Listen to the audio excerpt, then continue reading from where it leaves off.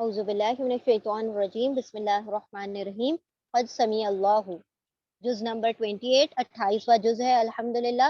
سورہ مجادلہ سے سٹارٹ ہو رہا ہے۔ یہ وہی 10 سوروں کا کنٹینیوشن ہے جو کہ سورہ حدید سے شروع ہو رہی ہیں، اور اس میں سے 5 سورہ جو ہیں مسبحات ہیں، المسبحات تسبیح سے شروع ہونے والی ہیں۔ لیکن ان سب کا جو اللہ سبحانہ وتعالیٰ نے ان تمام سورہ میں مسلمانوں کا جو وہ ایمان والے جن کا جو ایمان ہے وہ ضعف پر ہے اور کمزور ایمان والا ہے، اللہ سبحانہ وتعالیٰ نے ان کو جھنجھوڑنے کی کوشش کی ہے، ان کو ان کے ایمانوں کو جگانے کی کوشش کی ہے۔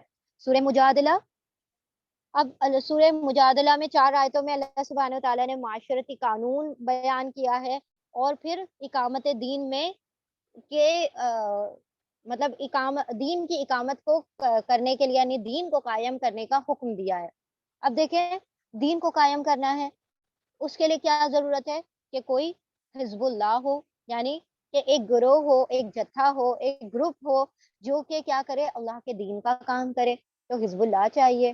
تو اب جیسے موسیٰ علیہ السلام نے اکیلے تھے، جب انہوں نے اللہ سبحانہ وتعالیٰ سے کہا کہ اللہ میری مدد فرما دے ہارون کے ذریعے سے، تو دین کا کام اکیلے تو ہو نہیں سکتا، اس کے لیے بہت سارے لوگوں کا ملنا جلنا اور جڑ جانا بہت زیادہ ضروری ہے۔ اور اللہ سبحانہ وتعالیٰ نے بارہا اپنے دین میں اس چیز کو بہت ایمفیسس کیا، ٹیم ورک کو، گروپ کو، اور اللہ سبحانہ وتعالیٰ نے ایک یونائٹ ہونے کو، یونٹی کو بار بار بیان کیا، اور بار بار کہا کہ تفرقے میں نہ بٹو، ایک دوسرے سے الگ ہو کر، پھٹ کر، شک ہو کر نہ چلو، بلکہ کیا کرو، ایک ٹیم بناؤ، ایک ساتھ جٹ جاؤ، ایک ساتھ جڑ جاؤ، اور پھر کام ایک ساتھ کرو۔ تو وہ اس کے لیے حزب اللہ درکار ہے، یعنی اللہ کا ایک گروہ، ایک جماعت ہونی چاہیے جو کہ یہ کام کرے۔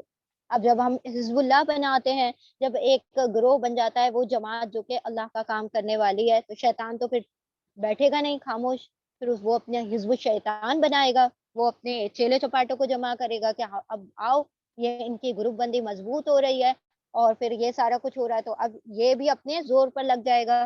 تو اللہ سبحانہ تعالیٰ نے معاشرتی نظام کیا ہوتا ہے؟ جب ایک دوسرے سے مل کر چلنا ہے، اکیلے اکیلے نہیں۔ اکیلے اکیلے اللہ نے بتا دیا تھا سورہ زمر میں، سورہ غافر میں، کہ تم اپنی عبادتیں، تمہاری دعائیں اللہ کے لیے مخلص و خالص ہو جائے۔ لیکن اب تم کو جب معاشرتی نظام چلانا ہے، ایک دوسرے سے مل کر چلنا ہے، جب تم کو ایک ساتھ یونائٹ ہو کر رہنا ہے، تو ضروری ہے کہ تمہارے اندر کچھ اخلاقیات پیدا ہو جائے، کچھ ایسے گن پیدا ہو جائیں جس کی وجہ سے تم ایک دوسرے کے ساتھ رہ سکو، تو رہنے میں تم ایک دوسرے کو بوجھ نہ محسوس کرو۔ کیونکہ بارہا ایسا ہو جاتا ہے کہ ٹیم ورک تو کرتے ہیں لوگ، لیکن رائے آپس میں ملتی نہیں ہے، لوگ ایک دوسرے کی بات پر متفق نہیں ہوتے، آپس میں جھگڑے ہوتے رہتے ہیں۔ پورا ٹیم ورک ہے لیکن سب کی الگ الگ سارے الگ الگ ڈائریکشن میں سب چل رہے ہوتے ہیں۔ اللہ سبحانہ تعالیٰ نے پھر سورہ حجرات میں بھی دیکھیں ہمیں کیا کیا نصیحتیں کی گئی تھی، وہ بھی معاشرتی نظام کی، کیونکہ تم اکیلے تو چلنے والے نہیں ہو، تو کہا گیا پھر برے القابات سے نہ پکارو، ایک دوسرے کو کمتر نہ سمجھو، پھر ایک دوسرے کی باتوں کی تحقیق کیا کرو۔ یہ ساری کیوں؟ پھر غیبتیں نہ کرو، ایک دوسرے سے مل کر رہو، پھر ایک دوسرے کے خلاف غلط ظن نہ رکھو، بدگمانیاں نہ کرو۔ اب تم جب ایک ساتھ مل کر رہو گے اور یہ ساری کوالٹیز تمہارے اندر ڈیولپ ہو جائیں گی، تو تمہاری ٹیم جو ہوگی، تمہارا جو حزب اللہ ہے، وہ مضبوط ہو جائے گا۔ جب تم مضبوط ہوگے تو تمہارا دین کا اقامت، دین کے جو قائم کرنے کا جو کام ہے، وہ مضبوطی کے ساتھ ہوگا۔ تو اسی لیے اللہ سبحانہ وتعالیٰ نے یہ صورتیں نازل کی ہیں کہ ہم جو لوگ ہیں وہ کیا کریں، ایک دوسرے سے مل کر اور ایک دوسرے سے ایک جٹ ہو کر دین کے کام کو آگے بڑھائیں۔ اللہ سبحانہ وتعالیٰ ہمیں اس کی توفیق عطا فرمائے کہ ہم اللہ کے دین کو غالب کرنے میں پیش رہیں، سابقون الاولون رہیں۔ ٹھیک ہے، بسم اللہ الرحمن الرحیم۔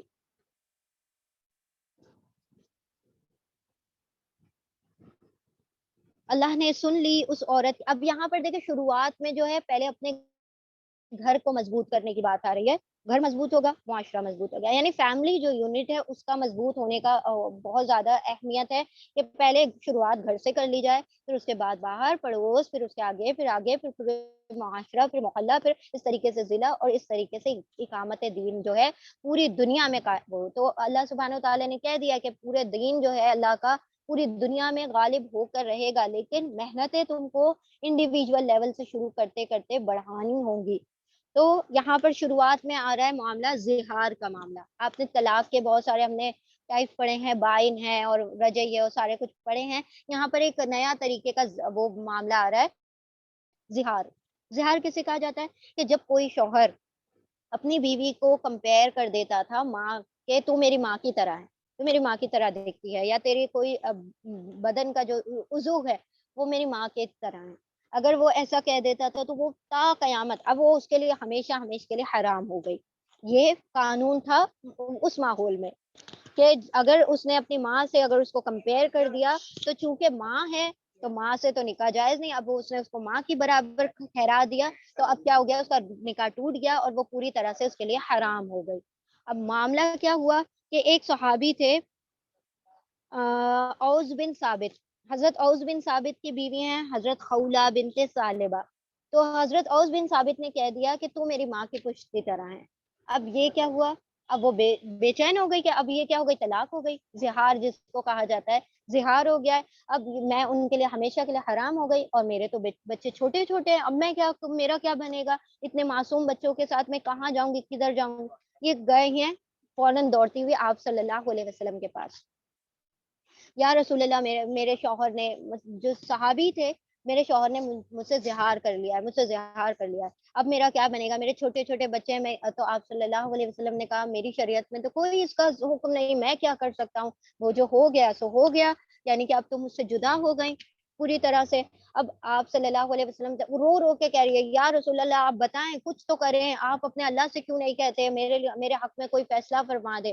یہ کہتے کہتے روتے روتے اللہ سے بھی کہتی جاتی، آپ صلی اللہ علیہ وسلم سے بھی کہتی جاتی، اللہ، یا اللہ میری سن لے، اے رسول اللہ اپنے اللہ سے کہہ دو، یا رسول اللہ کہہ دو، میں کیا کروں گی، بچوں کو کہاں لے کر جاؤں گی، میرے بچے اتنے معصوم ہیں اور میں کوئی مطلب میرے اندر وہ طاقت نہیں ہے کہ میں اکیلے ان تمام بچوں کو پال سکوں. یہ سارا کہتے کہتے اللہ سبحانہ وتعالی نے وہاں پر وحی نازل فرما دی.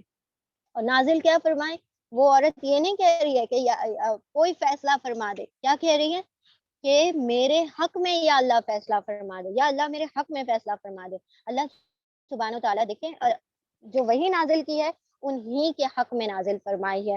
اور یہاں سے پھر وہ سورہ شروع ہوتی ہے کہ اللہ نے سن لی اس عورت کی بات جو اپنے شوہر کے معاملے میں تم سے تکرار کر رہی تھی، تم سے جھگڑا کر رہی تھی، اور اللہ سبحانہ وتعالی وہ باتیں سن رہا تھا.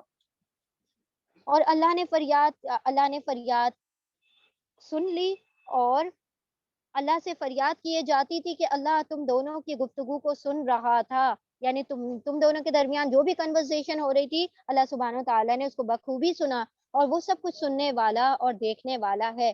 تم میں سے جو لوگ اپنی بیویوں سے زہار کرتے ہیں، یعنی اپنی ماؤں سے اس کو کمپیئر کر دیتے ہیں، ان کو اس کی ماں کی مشابہت دے دیتے ہیں، ان کی بیویاں ان کی مائیں نہیں ہیں. یعنی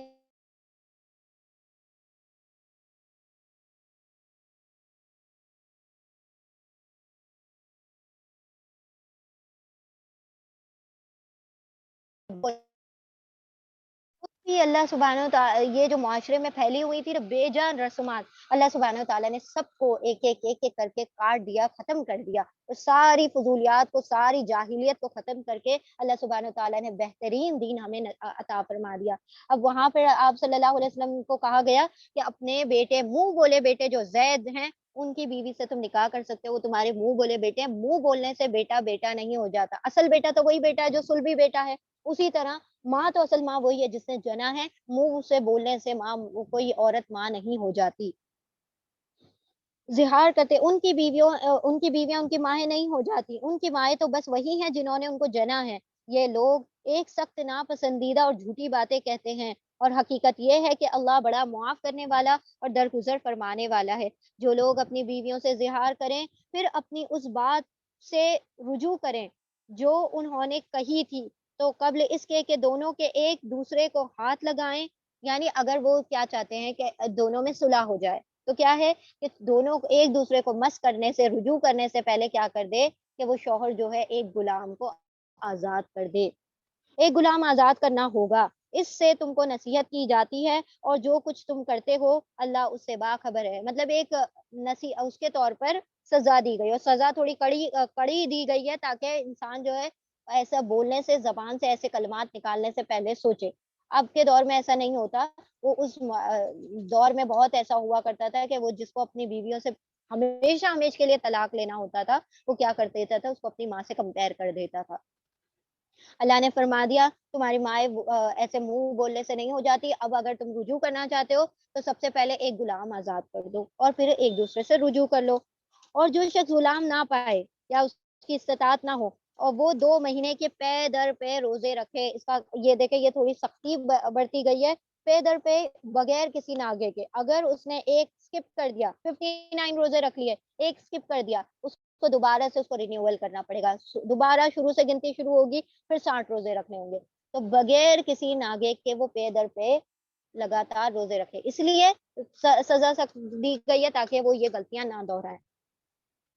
اور اس ماں قبل اس لیے کہ دونوں ایک دوسرے کو ہاتھ لگائیں, اور جو اس پر بھی قادر نہ ہو, یعنی کہ وہ اتنی استطاعت نہیں رکھتا کہ 60 روزے رکھ لے, کمزور ہے یا کوئی اور وجہ ہے, تو 60 مسکینوں کو کھانا کھلائے. اور کیسا کھانا؟ اوسط درجے کا کھانا, جو کہ وہ خود اپنے اہل و عیال کو کھلاتا ہے, 2 وقت کا کھانا, یعنی صبح اور شام ایک ایک دن کا کھانا وہ کھلائے گا. یہی جو ہے روزے کی بھی وہ ہے کہ اگر ہم کوئی روزے کا جو فدیہ دیا جاتا ہے اس میں 2 وقت کا اوسط درجے کا کھانا ہے, اس میں 60 مسکینوں کو کھانا کھلانا ہے اوسط درجے کا. یہ حکم اس لیے دیا جا رہا ہے کہ تم اللہ اور اس کے رسول پر ایمان لاؤ. آیت نمبر 5, یہ اللہ کی مقرر کی ہوئی حدیں ہیں اور کافروں کے لیے دردناک سزا ہے.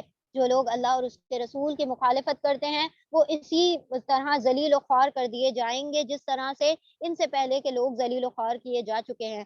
ہم نے صاف صاف آیات نازل کر دی ہیں, اور کافروں کے لیے ذلت کا عذاب ہے. اس دن یہ ذلت کا عذاب ہونا ہے جب اللہ ان سب کو پھر سے زندہ کرے گا, زندہ کر کے اٹھائے گا اور انہیں بتا دے گا کہ وہ کیا کچھ کرتے آئے ہیں.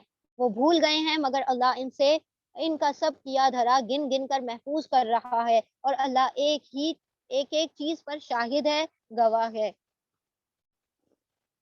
کیا تم کو خبر نہیں ہے کہ زمین اور آسمانوں کی ہر چیز کا علم اللہ سبحانہ و تعالیٰ کے پاس ہے؟ کبھی ایسا نہیں ہوتا کہ 3 آدمیوں میں کوئی سرگوشی ہو اور ان کے درمیان چوتھا اللہ نہ ہو, یعنی کہ اگر 3 لوگ آپس میں کوئی بات کر رہے ہیں تو چوتھا اس میں اللہ موجود ہوتا ہے, اور 5 آدمیوں کی سرگوشی میں اور ان کے درمیان چھٹا اللہ ہوتا ہے. خفیہ بات کرنے والے خواہ اس سے کم ہو یا اس سے زیادہ, جہاں کہیں بھی ہو اللہ ان کے ساتھ ہوتا ہے. پھر قیامت کے روز وہ ان کو بتا دے گا انہوں نے کیا کچھ کیا ہے. اللہ ہر چیز کا علم رکھتا ہے. کیا تم نے دیکھا نہیں ان لوگوں کو جنہیں سرگوشی کرنے سے منع کر دیا گیا تھا, پھر بھی وہ وہی حرکتیں کیا کرتے تھے جس سے انہیں منع کیا گیا ہے. اب یہ بات ہے کہ جب تم ٹیم ورک کر رہے ہو تو اللہ سبحانہ تعالیٰ نے فرما دیا ایک دوسرے کے سامنے سرگوشیاں نہ کیا کرو, جو خسر پسر کی جاتی ہے وہ نہ کیا کرو. اور چھپ کے بھی اگر کوئی بات معاملہ ایسا ہے جو ساری چیزوں سب کے لیے یکساں ہے تو پھر اس کو چھپ کے ڈسکس نہ کرو, پھر اس کو سب کے سامنے ڈسکس کرو اور کھلے عام سب کے سامنے اس چیز کو لے کر آؤ. یہ لوگ چھپ چھپ کر آپس میں گناہ اور زیادتی اور رسول کی نافرمانی کی باتیں کرتے ہیں, اور جب تمہارے پاس آتے ہیں تو تمہیں اس طریقے سے سلام کرتے ہیں جس طرح اللہ نے تم پر سلام نہیں کیا ہے, اور اپنے دلوں میں کہتے ہیں کہ ہماری ان باتوں پر اللہ ہمیں عذاب کیوں نہیں دیتا, یعنی ہم جب اتنی سرکشی کرتے ہیں تو کیوں ہمیں عذاب نہیں دیا جاتا. ہمیں تو عذاب ملنا چاہیے تھا تاکہ بات کیا ہو جاتی, واضح ہو جاتی کہ کیا اصل بات ہے اور کیا جھوٹی بات ہے.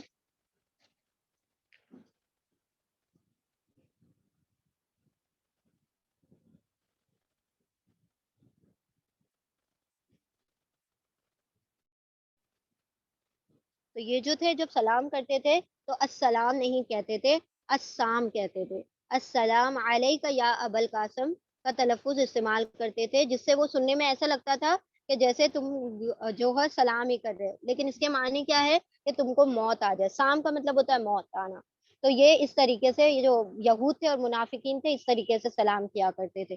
تو اللہ سبحانہ تعالیٰ نے ایسا طریقہ رائج نہیں کیا تھا جس طریقے سے وہ ان کا یہ بھی ایک خصلت تھی کہ اپنی زبانوں کو موڑ تروڑ کے لفظوں کو بیان کیا کرتے تھے. جیسے ہم نے پہلے بھی پڑھا تھا رائنا, رائنا کو کہتے تھے رائنا, اس طریقے سے یہ زبانوں کو تلفظ کو تبدیل کیا کرتے تھے اور اپنے دلوں میں کہتے تھے کہ ہماری ان باتوں پر اللہ ہمیں عذاب کیوں نہیں دیتا، ان کے لیے جہنم ہی کافی ہے، اسی کا وہ ایندھن بنیں گے، بڑا ہی برا انجام ہے ان کا۔ اے لوگو جو ایمان لائے ہو، جب تم آپس میں پوشیدہ بات کرو تو گناہ اور زیادتی اور رسول کی نافرمانی کی باتیں نہیں بلکہ نیکی اور تقوی کی باتیں کرو، اور اس خدا سے ڈرتے رہو جس کے حضور تمہیں حشر میں پیش ہونا ہے۔ یعنی اگر تم نے آپس میں ایک دوسرے سے ڈسکس بھی کرنا ہے تو کوئی اچھی نیکی کی باتیں کیا کرو، فضول باتیں، لغو باتیں جو ہوتی ہیں، جو نبی کے خلاف ہو، دین کے خلاف ہو، ایسی باتیں جو شریعت کے خلاف ہو، ان کو ڈسکس نہ کیا کرو۔ کانا پھوسی تو ایک شیطانی کام ہے اور وہ اس لیے کی جاتی ہے کہ ایمان لانے والے لوگ اس سے رنجیدہ ہوں، حالانکہ بے اذن خدا وہ انہیں کچھ بھی نقصان نہیں پہنچا سکتی، اور مومنوں کو اللہ ہی پر بھروسہ چاہیے۔ اب یہ جو چیز ہم نے حجرات میں پڑھی تھی، سمجھ لیں یہ اسی کا کنٹینیوشن ہے۔ وہاں پر کہا گیا تھا کہ غیبتیں نہ کرو پیچھے پیچھے، اب یہاں پر کہا گیا کانا پوسی نہ کرو، ایک دوسرے کے سامنے ایک دوسرے کے کانوں میں باتیں نہ کہا کرو۔ یہ شیطان کی حرکتیں ہیں جو کیا کرتا ہے، ایک دوسرے کے دلوں میں رنجشیں ڈالتا ہے، اور جب رنجشیں آپ پیدا ہو جاتی ہیں تو انسان کی پھر باتیں معتبر نہیں رہتی، پھر وہ اس کی عزت اس کے دل سے زائل ہو جاتی ہے۔ اے لوگو جو ایمان لائے ہو، جب تم سے کہا جائے کہ اپنی مجلسوں میں کشادگی پیدا کرو تو جگہ کشادہ کر دیا کرو۔ اب دیکھیں گے یہاں پر جب مجلس کا اہتمام کرنے کی بات آ رہی ہے آیت نمبر 11 میں، کہ مجلسوں کے کیا اسلوب ہونا چاہیے، کیا طریقہ ہونا چاہیے، یعنی کہ جب کوئی کسی کو آتا ہوا دیکھو تو اس کو مجلس میں جگہ دے دیا کرو۔ تم دیکھ رہے ہو تھوڑا سا سکڑ کر بیٹھ جاؤ، اس کو یہ نہیں ہے کہ دیکھا کہ کوئی آ رہا ہے تو اور مزید پھیل کر بیٹھ گئے کہ ہم آرام سے بیٹھ جائیں، ورنہ جتنے لوگ بڑھتے جائیں گے اتنی کیا ہوگی، ہماری جگہ تنگ ہوتی چلی جائے گی۔ یہاں پر کہا جائے، دیکھیں کتنی چھوٹی چھوٹی باتیں ہیں جس کو اللہ سبحانہ و تعالیٰ نے خیال رکھا ہوا ہے اپنے قرآن میں، اور ساری چیزوں کو اللہ سبحانہ و تعالیٰ نے تذکرہ فرما دیا کہ اپنی مجلسوں کو کشادہ فرما دیا کرو، اللہ تمہیں کشادگی بخشے گا۔ تم دوسروں کے لیے کشادگی تیار کرو گے، یعنی جگہ دو گے، تو اللہ سبحانہ و تعالیٰ تمہارے لیے کشادگی عطا کر دے گا۔ اور جب تم سے کہا جائے کہ اٹھ جاؤ تو اٹھ جایا کرو، یعنی کہ اگر تم ایسا لگتا ہے کہ تمہیں جگہ نہیں ہو رہی ہے یا کوئی معاملہ ہے کہ تمہیں اٹھنا پڑے تو تم اٹھ کر بھی دوسروں کو جگہ دے دیا کرو۔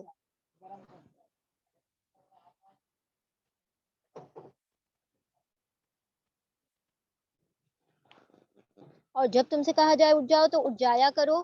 تم میں سے جو لوگ ایمان رکھنے والے ہیں اور جن کو علم بخشا گیا ہے، اللہ ان کو بلند درجے عطا فرمائے گا، اور جو کچھ تم کرتے ہو اللہ کو اس کی خبر ہے۔ یعنی تم اگر کسی کے لیے کشادگی پیدا کرو گے تو اللہ کشادگی تمہارے لیے پیدا کرے گا، تم کسی کے لیے اٹھ جاؤ گے تو اللہ سبحانہ و تعالیٰ تمہارے بلند درجے اٹھا دے گا، یعنی تمہارے لیولز بڑھا دے گا، تمہارا اسٹیٹس بڑھا دے گا، تمہاری عزت اور تمہارا وقار اور تمہارا رتبہ اللہ سبحانہ و تعالیٰ بڑھا دے گا۔ سبحان اللہ، دیکھیں کتنی چھوٹی چیزیں ہیں جس کی وجہ سے ہم اپنے اسٹیٹس اور لیولز کو انکریز کر سکتے ہیں۔ اے لوگو جو ایمان لائے ہو، آیت نمبر 12، جب تم رسول سے تخلیہ میں بات کرو، اکیلے میں بات کرو، تو بات کرنے سے پہلے کچھ صدقہ دو۔ یعنی اللہ سبحانہ و تعالیٰ اب بتا رہے ہیں کہ تمہارے نبی تم جیسے نہیں ہیں، ان کا مرتبہ، ان کا مقام جو ہے وہ سمجھنے والا مقام ہے، تم ان سے یہاں تک بات نہیں کر سکتے، تب تک بات نہیں کر سکتے جب تک کہ تم صدقہ دے کر نہ آ جاؤ۔ تو کچھ نہ کچھ صدقہ دیا کرو، پھر تمہیں ان کی جو مجلس ہے اور ان سے بات کرنا، اگر تم کو سیکلوژن چاہیے، ان کا وقت چاہیے، تو تم کو کچھ نہ کچھ صدقہ کر کے آنا پڑے گا۔ صدقہ دو، یہ تمہارے لیے بہتر ہے یا پاکیزہ تر ہے۔ البتہ اگر تم صدقہ دینے کے لیے کچھ نہ پاؤ تو اللہ تو نہ پاؤ تو اللہ غفور الرحیم ہے۔ اب بات کیا ہوئی تھی، کیا تم ڈر گئے اس بات سے کہ تقلیہ میں گفتگو کرنے سے پہلے تمہیں صدقہ دینے ہوں گے؟ اچھا، اگر تم ایسا نہ کرو اور اللہ نے تم کو اس سے معاف کر دیا تو تم نماز قائم کرتے رہو، زکوٰۃ دیتے رہو، اور اللہ اس کے رسول کے اطاعت کرتے رہو۔ تم جو کچھ کرتے رہو گے اللہ سبحانہ و تعالیٰ اس سے باخبر ہے۔ معاملہ کیا ہوا تھا کہ اللہ سبحانہ و تعالیٰ نے پہلے اس کی مطلب یہ جو بات یہ حکم دیا تھا کہ صدقہ کر کے نبی کی بارگاہ میں حاضر ہو، یعنی اکیلے میں آنا چاہتے ہو تو صدقہ ضروری ہے۔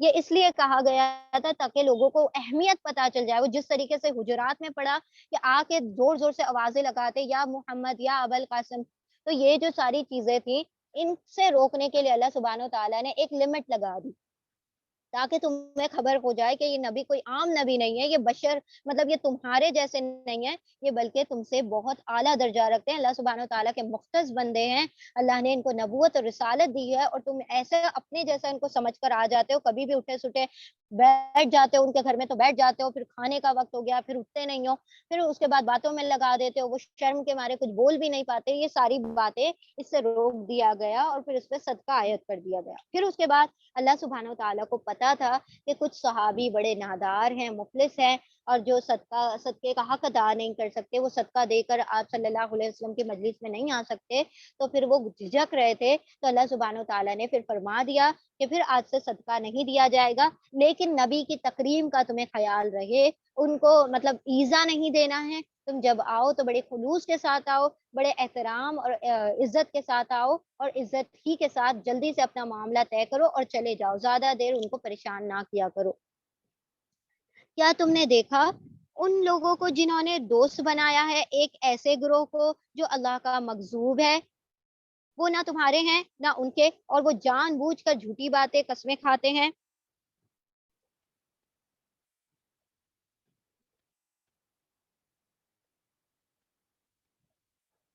یعنی اللہ سبحانہ وتعالیٰ نے یہاں پر منع فرما دیا کہ جو کافر ہیں، اس سے پہلے بھی منع کر دیا گیا تھا کافروں کو دوست نہ بناؤ، کیونکہ وہ کیا کرتے ہیں، وہ بیٹھتے تو تم میں ہیں لیکن وہ تمہارے خلاف تمہارے اپنے دلوں میں بغض رکھا کرتے ہیں۔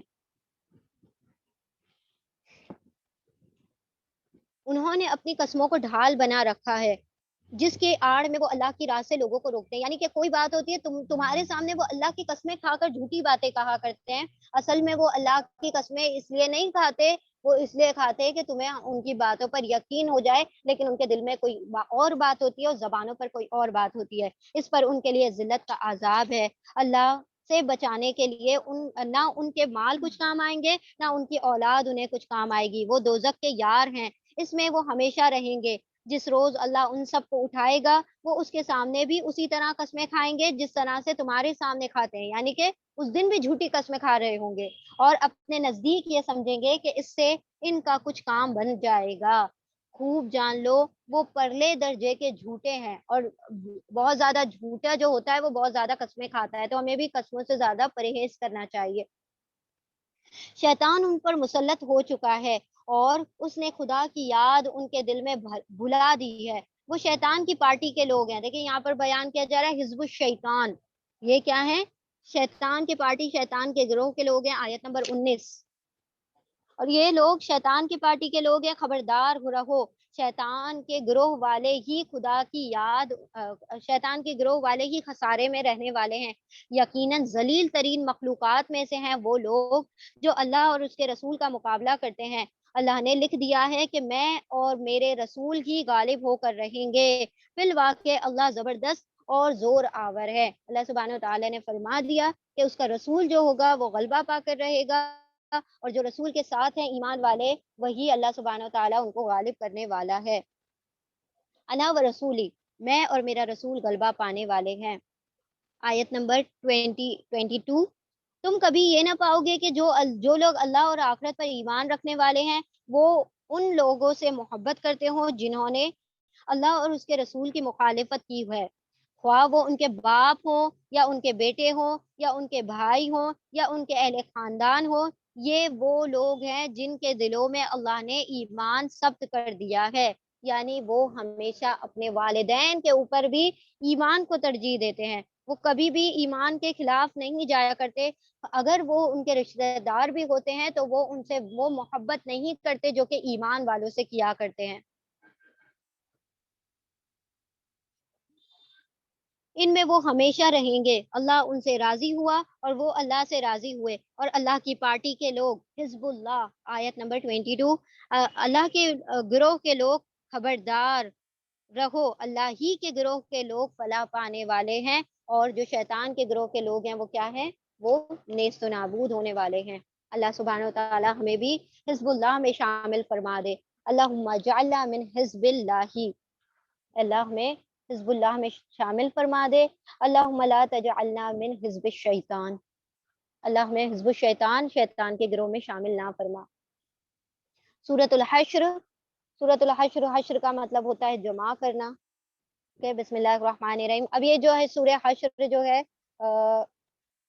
حدیث کے بعد دیکھیں وہ اس میں نہیں تھی تسبیح سورہ مجادلہ میں. اب یہاں پر سورہ حشر میں تسبیح آ رہی ہے. سبحہ المسبحات میں سے جو 10 سورہ ہیں اس میں سے 5 میں مسبحات ہیں، تسبیح ہے. یہ سورہ بھی تسبیح سے شروع ہو رہی ہے. سبحہ للہ ما فی السماوات و ما فی الارض. اور وہاں پر تھی، ٹھیک ہے. اچھا، اب یہ جو ہے سورہ حشر جو ہے یہ ان لوگوں کے حق میں نازل ہوئی ہے، ان کے بارے میں نازل ہوئی ہے جو کہ قبیلہ نزیر کے لوگ ہیں. یہ جو یہود تھے ان کے 3 قبیلے تھے جو کہ یہاں پر مدینے کے آؤٹسکرٹس میں تھے. مدینے کے اطراف میں جو حصہ ہے وہاں پر آ کر بس گئے تھے جب ان کو جلا وطن کر دیا گیا تھا. ان کو بہت بری طریقے سے جب ان کو پچھاڑ ہو دیا گیا تھا اور پھر ساروں کو قید کر کے کسی کو جلا وطن کر دیا گیا تھا، تو یہ مدینے کے چاروں طرف آ کر بس گئے تھے. اب ان میں 3 قبیلے تھے. ایک تھا بنو قینقاع، ایک تھا بنو نذیر اور ایک تھا بنو قریظہ. قینقاع، نذیر اور قریظہ. اب غزوہ بنی نذیر جب ہوئی بدر کے بعد، تو بدر کے بعد جب بنو قینقاع جو تھا انہوں نے کیا کیا، جو معاہدہ کیا ہوا تھا آپ صلی اللہ علیہ وسلم سے، ان تینوں قبیلوں نے معاہدہ کیا ہوا تھا کہ ہم آپ کے خلاف کوئی قدم نہیں اٹھائیں گے، آپ ہم سے بے فکر رہیں. اور تینوں نے یہ قسمیں اٹھائی ہوئی تھی، تینوں نے حلف اٹھایا ہوا تھا اور تینوں نے ٹریٹی کر لی ہوئی تھی کہ ہم جو ہیں کافروں کے ساتھ مل کر آپ کو کوئی نقصان نہیں پہنچائیں گے. ہم نے آپ سے حلف لے لیا. اب غزوہ بدر جب ہو گئی تو یہ بنو قینقاع والے جو تھے انہوں نے معاہدے کے خلاف شرارتیں شروع کر دی. تو اس کے بعد آپ صلی اللہ علیہ وسلم نے ان کو جلا وطن کروا دیا، یعنی ان کو شہر بدر کروا دیا، وہاں سے نکال دیا. پھر بنو نذیر جو تھے 3 ہجری میں جب عہد ہوئی ہے، 2 ہجری میں بدر ہوئی، بدر کے بعد بنو قینقاع کو وہاں سے نکال دیا گیا مدینہ سے. 3 ہجری میں عہد ہوئی ہے.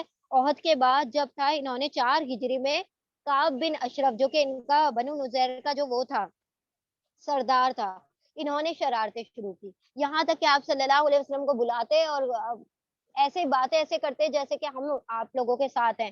ایک مرتبہ یوں بھی کیا کہ آپ صلی اللہ علیہ وسلم کو نیچے بٹھا دیا اور اوپر سے چھت کے اوپر سے جو تھی وہ چکی جو ہوتی ہے نا، چکی کے پارٹ وہ اوپر سے گرا دیے کہ آپ صلی اللہ علیہ وسلم کو ہلاک کر دیا جائے. یعنی یہ آپ صلی اللہ علیہ وسلم کے خلاف سازشیں شروع کر دی. تو آپ صلی اللہ علیہ وسلم نے پھر مسلمانوں سے مشورہ کیا اس بارے میں. پھر سارا کہ یہ لوگ جو ہیں یہ باز نہیں آنے والے، یہ خالی جھوٹے ہیں، جو حلف اٹھایا ہوا یہ سارے کے سارے جھوٹے ہیں.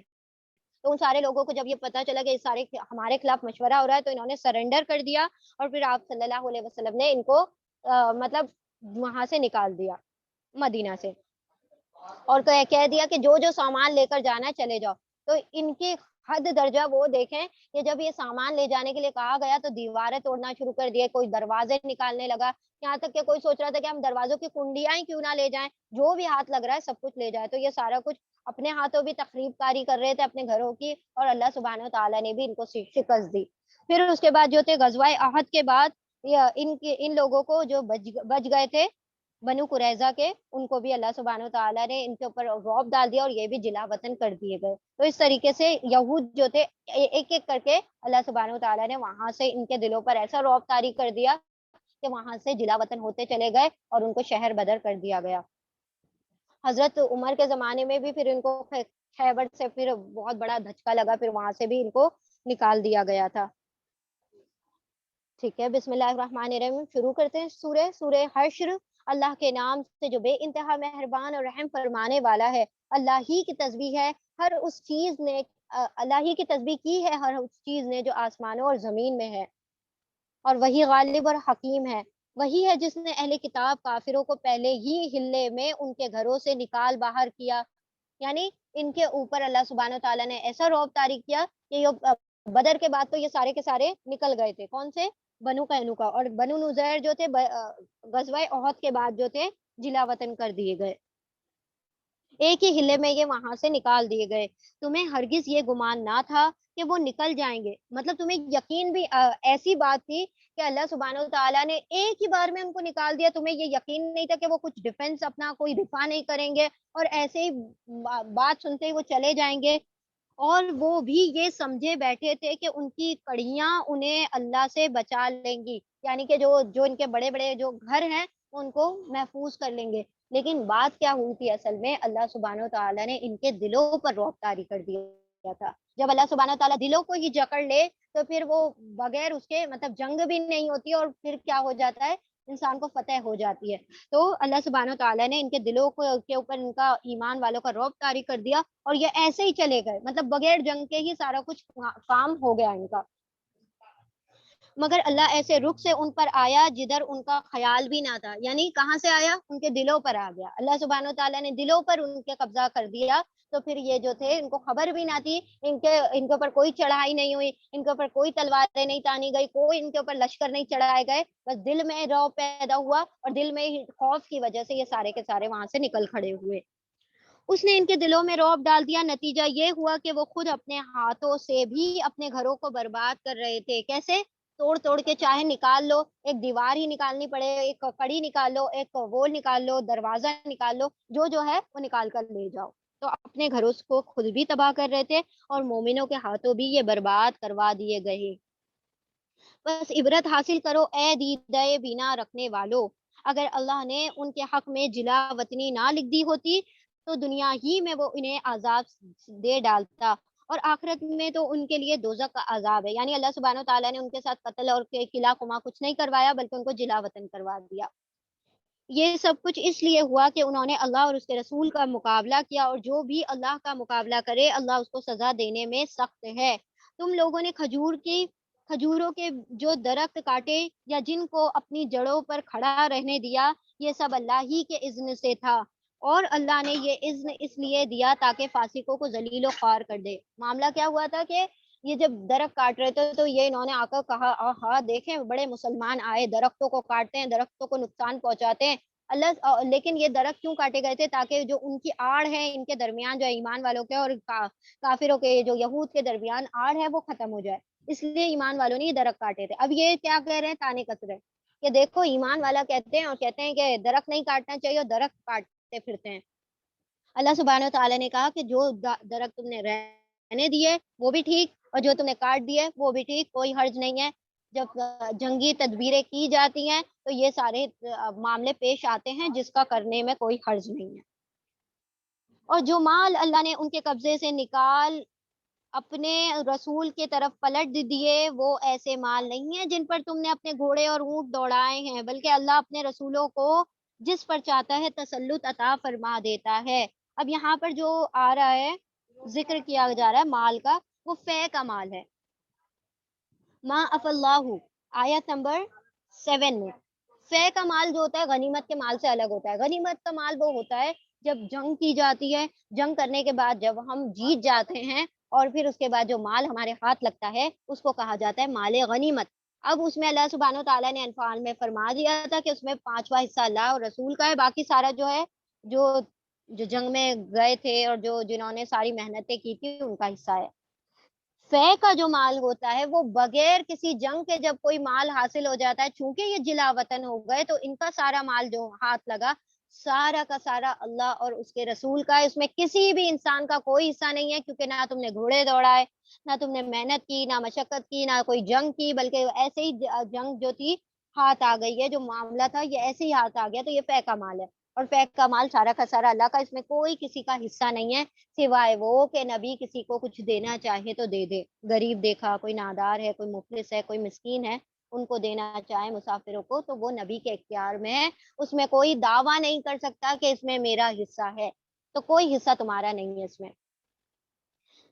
اور پر قادر اللہ سبحانہ و تعالیٰ ہر چیز پر قادر ہے، جو کچھ بھی اللہ تعالیٰ بستیوں کے لوگوں سے اپنے رسول کی طرف پلٹا دے، وہ اللہ اور اس کے رسول اور رشتہ داروں اور یتامہ اور مسکین اور مسافروں کے لیے ہے، تاکہ وہ تمہارے مالداروں ہی کے درمیان گردش نہ کرتا رہے۔ اللہ سبحانہ و تعالیٰ جانتے ہیں کہ اکنامک سسٹم جو ہوتا ہے وہ کس طریقے سے چلتا ہے، معاشیاتی سسٹم جو ہوتا ہے، اگر ایک ہی طرف مال جو ہوتا ہے وہ کانسنٹریٹ ہوتا رہے، یعنی کہ جو امیر ہے وہ امیر ہوتے رہے تو غریب جو ہوں گے وہ غریب ترین ہوتے چلے جائیں گے. تو یہ کیا ہوتا ہے، جب جو مال ہوتا ہے وہ سب جگہ رول نہیں کرتا، جب اس کی رولنگ جو ہوتی ہے عام لوگوں میں اور غریبوں میں نہیں چلتی، تو کیا ہو جاتا ہے، مال جو ہوتا ہے وہ پوری طرح سے ایک جگہ پر جمع ہو جاتا ہے. اور وہ کنسنٹریشن کی وجہ سے کیا ہوتا ہے، اکنامک جو نظام ہوتا ہے وہ برباد ہو جاتا ہے. اس کی وجہ سے لوگ بھوکے مرتے ہیں، لوگوں کے اوپر ایذائیں آتی ہیں، تکلیفیں وہ بھگتتے ہیں، جھیلتے ہیں، اور امیر جو ہوتے ہیں وہ اپنے گھروں میں عیش کر رہے ہوتے ہیں. اللہ سبحانہ و تعالیٰ نے اسی لیے یہ نظام بنایا ہے کہ کس کو کون سا مال دینا ہے، کس کو کون سا مال نہیں دینا ہے. طے کا مال اللہ نے فرما دیا کہ کوئی جنگ میں شامل تو ہوا نہیں ہے تو کوئی آ کے اس کا دعویٰ نہ کرے، یہ مال جو ہے ناداروں اور مسکینوں کمزوروں کا ہے. یہ لوگ اللہ کا فضل اور اس کی خوشنودی چاہتے ہیں اور اللہ اور اس کے رسول کی حمایت پر کمر بستہ رہتے ہیں. یہی راست باز لوگ ہیں، اور وہ ان لوگوں کے لیے بھی ہے جو ان مہاجرین کی آمد سے پہلے ہی ایمان لا کر دارالہجرت میں مقیم تھے. یہ ان لوگوں سے محبت کرتے ہیں جو ہجرت کر کے ان کے پاس آئے. انصار کے بارے میں بات ہو رہی ہے کہ انہوں نے ہجرت سے پہلے ہی آپ صلی اللہ علیہ وسلم پر ایمان لے آئے تھے، تو ان کے لیے بھی کچھ حصہ ہے. اور جو کچھ بھی ان کو دے دیا جائے اس کی کوئی حاجت تک یہ اپنے دلوں میں محسوس نہیں کرتے اور اپنی ذات پر دوسروں کو ترجیح دیتے ہیں، خواہ اپنے جگہ خود محتاج ہوں. یعنی کہ وہ دوسروں کے اتنے مطلب مددگار ہوتے ہیں کہ اپنے اوپر دوسروں کو ترجیح دیتے ہیں. اپنے ایک ٹائم کا کھانا خود نہیں کھائیں گے لیکن کسی بھوکے نادار غریب کو کھلا دیتے ہیں. تو یہ لوگ، ان کے لیے بھی اللہ سبحانہ و تعالیٰ نے کچھ رکھا ہے. آیت نمبر 10. حقیقت یہ ہے کہ جو لوگ اپنے دل کی تنگی سے بچا لیے گئے وہی فلاح پا گئے. سبحان اللہ، یہ اتنی بیوٹیفل آیت ہے یہاں پر. وَمَن يُوقَ شُحَّ نَفْسِهِ، جو اپنے دل کی شوہا یعنی نفس کی جو کنجوسی ہوتی ہے، جس کو اللہ سبحانہ و تعالیٰ نے نفس کی کنجوسی سے بچا لیا، جس کو نفس کا غنا عطا کر دیا، نفس کی بحالی عطا کر دی، تو سمجھ لیں اللہ سبحانہ و تعالیٰ نے اس کو فلاح عطا کر دی. جب انسان اپنے نفس کے معاملے میں بڑا غنی ہوتا ہے تو پھر وہ لوگوں کے پریشانیوں کو اپنی پریشانی سمجھ کر دیکھتا ہے، لوگوں کی تکالیف کو اپنی تکالیف سمجھ کر دیکھتا ہے. وہ لوگوں کے پریشان ہونے پر خود پریشان ہو جایا کرتا ہے. خنجر چلے کسی پہ تڑپتے ہیں ہم امیر، سارے جہاں کا درد ہمارے جگر میں ہے. وہ معاملہ اس کا ہو جاتا ہے کہ پھر دوسروں کو دیکھ کر پھر اس سے رہا نہیں جاتا، پھر جو اس کی جیب میں ہاتھ ڈالتا ہے وہ دوسروں کے اوپر نچھاور کرنے کے لیے تیار ہو جاتا ہے. تو اللہ سبحانہ و تعالیٰ نے فرمایا کہ جو اپنے نفس کی کنجوسی سے بچا لیا گیا، جس کو نفس کا غنا عطا کر دیا گیا، اس کو سب سے بڑی فلاح مل گئی. پھر دنیا کی چیزوں پر یہ انا کا معاملہ نہیں بنائے گا، یہ میرا ہے، وہ میرا ہے، وہ میرا ہے، نہیں. پھر وہ سمجھتا ہے کہ سارا کچھ اللہ کا ہے اور سارا کچھ اللہ ہی کے لیے ہے. انا للہ و انا الیہ راجعون والا اس کا معاملہ ہو جاتا ہے، اور پھر وہ مخلوق پر خرچ کرنے سے پھر وہ کتراتا نہیں ہے. والذین جاءوا من بعدهم يقولون ربنا اغفر لنا ولإخواننا الذين سبقونا بالإيمان ولا تجعل في قلوبنا غلا للذين آمنوا ربنا إنك رؤوف رحيم. آیت نمبر 10 میں دعا ہے. تو یہ وہ لوگ ہیں جو پھر یہ دعا کرتے ہیں، اور وہ ان لوگوں میں کے لیے بھی ہے جو ان اگلوں کے بعد آئے ہیں، جو کہتے ہیں اے ہمارے رب، ہمیں اور ہمارے ان سب بھائیوں کو بخش دے جو ہم سے پہلے ایمان لائے ہیں، اور ہمارے دلوں میں اہل ایمان کے لیے کوئی بغض نہ رکھ. اے ہمارے رب، تو بڑا مہربان اور رحم فرمانے والا ہے. اب یہ گتھا بندی اور یہ جو حزب اللہ بننے کے لیے سب سے اہم چیز کیا ہے کہ ہم جس کے ساتھ گروپ بندی کر رہے ہیں، جن کے ساتھ اکٹھا ہو کر رہ رہے ہیں، تو ان کے خلاف ہمارے دلوں میں ذرا برابر بھی بغض نہ ہو. اگر بغض ہوگا، اناد ہوگا، فساد ہوگا، کینہ ہوگا، تو پھر ہم وہ گروپ کا جو حق ہے وہ ادا نہیں کر سکیں گے.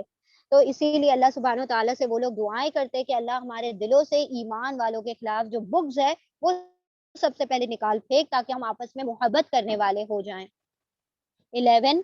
تم نے دیکھا نہیں ان لوگوں کو جنہوں نے منافقت کی روش اختیار کی ہے، یہ اپنے کافر اہل کتاب بھائیوں سے کہتے ہیں کہ اگر تمہیں نکالا گیا تو ہم تمہارے ساتھ نکلیں گے اور تمہارے معاملے میں ہم کسی کی بات ہرگز نہ مانیں گے. یعنی کہ یہ جو تھے منافق یہود جو تھے اتنی بڑی بڑی باتیں کرتے تھے کہ ہم جو ہے تمہارے ساتھ ہیں، अगर तुम पर कोई मुसीबत आई, मक्का वालों ने कोई तकलीफ पहुंचाई, हम तुम्हारे साथ कंधे से कंधा मिलाकर खड़े हैं, तुम्हारे साथ निकल जाएंगे, तुम्हारे साथ जिला वतन हो जाएंगे, तुम्हारी हर मदद के लिए हम पेश पेश हैं। और पीछे पीछे चाले चला करते थे। तो अल्लाह सुब्हानो तआला ने इस चीज से आगाह कर दिया, और तुम्हारे मामले में हम किसी बात की हरगिज ना मानेंगे, और अगर तुमसे जंग की गई तो हम तुम्हारी मदद करेंगे, मगर अल्लाह गवाह है कि ये लोग कतई झूठे हैं। अगर वो निकाले गए तो ये उनके साथ ना निकलेंगे, और अगर इनसे जंग की गई तो ये इनकी मदद को हरगिज हाजिर ना होंगे, और अगर ये इनकी मदद करेंगे भी तो पीठ फेर जाएंगे, यानी मैदान जंग छोड़ छोड़ कर भाग जाएंगे, और फिर कहेंगे कि कोई मदद ना पाएगा। इनके दिलों में अल्लाह से बढ़कर तुम्हारा खौफ है, इसलिए कि ये ऐसे लोग हैं जो समझ बूझ नहीं रखते। ये कभी इकट्ठे होकर खुले मैदान में तुम्हारा मुकाबला ना करेंगे, लड़ेंगे भी तो किला बंदी बस्तियों में बैठकर या दीवारियों के पीछे से छुपकर। ये जो यहूद थे ना, मुशरिकों से ज्यादा कमजोर थे, यानी इनके दिल जो थे, मुशरिक तो एक बार क्या थे कि खुले मैदान में उतर आए, बदर कर ली, और उन्होंने सारे के सारे मतलब जंगें लड़ी और खुले मैदान में उतर आए थे, तो हिम्मत में कम नहीं थे मुशरिक। ये जो थे यहूद हैं, ये हिम्मत में बड़े पस्त हैं। अगर इनको मैदान जंग में उतरना पड़ जाए तो ये फिर कभी भी तुम्हारे आगे नहीं टिक पाएंगे। ये या तो मैदान जंग छोड़कर भाग जाएंगे, या फिर ये मैदान जंग में एंटर ही नहीं करेंगे। ये हमेशा क्या करते हैं, पीठ पीछे से वार करते हैं। ये जब देख रहे होते हैं कि कोई पीछे उल्टा बंदा खड़ा है, ये उसके, अब ये कल ही की बात है ना, परसों की बात, तो ये जब नमाजों में खड़े हैं तो तुम वार कर रहे हो, अगर मैदानों में उतरो तो तुम ईमान वालों को ही क्या पाओगे, मजबूत पाओगे। लेकिन ये हमेशा पीठ पीछे से, दीवारों के पीछे से ये क्या करते हैं, हमले किया करते हैं। ये आपस की मुखालिफत में बड़े सख्त हैं, तुम उन्हें इकट्ठा समझते हो, मगर इनके दिल एक दूसरे से फटे हुए हैं। लेकिन जब तुम्हारा मामला आता है ना, जब ईमान वालों का मामला आता है, तो आपस में एक जत्थाबंदी कर लेते हैं, लेकिन आपस में ये भी दिल फटे हुए रखते हैं, आपस में ये भी एक दूसरे से बुग्ज रखते हैं। लेकिन तुम्हें चाहिए कि तुम आपस में बुग्ज ना रखो, और अल्लाह से दुआ किया करो कि अल्लाह हमारे दिलों के बुग्ज और गिल जो है उसको निकाल फेंक। फिर दूसरे और आपस में एक दूसरे से फटे हुए हैं। इनका ये हाल है कि इसलिए है कि ये बेअकल लोग हैं। ये उन्हीं लोगों की मानंद हैं जो इनसे थोड़ी ही मुद्दत पहले अपने किए का मजा चख चुके हैं, यानी बनु कैनुका, फिर बनु नुजैर, फिर बनु कुरैजा। ये तीनों के तीनों एक के बाद एक के बाद एक जिला वतन कर दिए गए, फिर भी एक दूसरे से सबक नहीं लिया, इतने बेअकल लोग थे ये। और उनके उनके लिए दर्दनाक अजाब है। इनकी मिसाल शैतान की सी है कि पहले वो इंसान से कहता है कि कुफ्र कर, और जब इंसान कुफ्र कर बैठता है तो वो कहता है कि मैं तुझसे बरी उस जिम्मा हूँ, मैं तो नहीं जानता कि तू कौन मैं कौन, फिर अपना अपना रास्ता नापो। मुझे तो अल्लाह रब्बुल आलमीन से डर लगता है, मैं तो डरता हूँ, तूने क्यों ये गुनाह कर दिया, ये तो मैंने तुझे कहा था, तू तो कर बैठा, अब मेरा और तेरा कोई मतलब साथ नहीं है, तूने गुनाह कर दिया, अब तू भुगत। फिर दोनों का अंजाम ये होना है कि हमेशा के लिए जहन्नम में जाएंगे, और जालिमों की यही जजा है। मतलब शैतान कभी भी किसी को हाथ पकड़ के गुनाह नहीं करवाता, बल्कि क्या करता है, उसको उकसा देता है गुनाह की तरफ, और वो बंदा कर बैठता है, तो फिर कहता है कि मेरा और तेरा कोई ताल्लुक नहीं है। ऐ लोगो जो ईमान लाए हो, अल्लाह से डरो, और हर शख्स ये देखे कि उसने कल के लिए क्या सामान किया। अब ये उस सामान की बात नहीं हो रही कि खाने के लिए फ्रिज में हमने क्या क्या जमा करके रखा है, और फिर उसके लिए क्या क्या तैयारियां कर रखी हैं। ये आमाल की तैयारियों की बात हो रही है, और कल यानी कि मतलब आखिरत का दिन। आप सल्लल्लाहु अल्लाह के नजदीक जो हजार हजार बरस के दिन है, तो अल्लाह के वहां पहुंचने के बाद तो हम यही कहेंगे ना कि ये तो एक पहर भी रहकर नहीं आए हैं।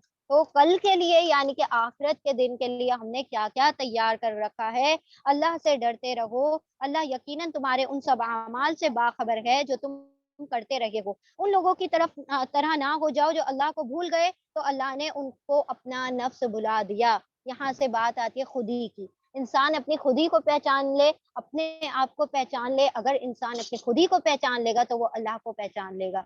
इंसान किस मकसद के लिए पैदा किया गया, किस लिए उसको भेजा गया है, इंसान को किस साख पर पैदा किया गया, किस लिए उसको दुनिया दुनिया में अल्लाह सुब्हानो तआला ने अशरफुल मखलूकात बनाकर भेजा है। अगर इंसान अपनी खुदी को जान ले तो फिर अल्लाह सुब्हानो तआला को पहचान लेगा। खुदी न,